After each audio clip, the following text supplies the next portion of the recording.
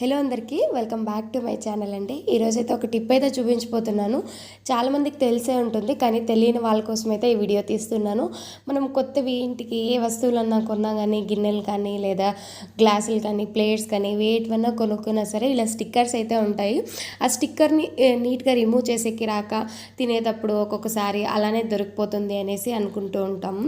అప్పుడు నేను చెప్పినట్టు మీరు ఇలా చేశారంటే స్టిక్కర్ అనేది నీట్గా రిమూవ్ అయిపోతుంది. గిన్నెల్లో కానీ గ్లాసెస్లో కానీ దేంట్లో కూడా ఉండదు.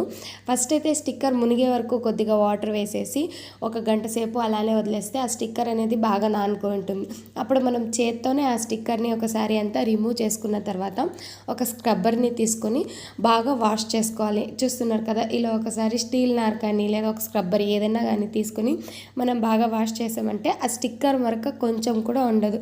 మీకు ఈ వీడియో యూస్ఫుల్ అనిపిస్తే ప్లీజ్ తప్పకుండా నా ఛానల్కి లైక్ చేయండి, షేర్ చేయండి, సబ్స్క్రైబ్ చేసుకోండి.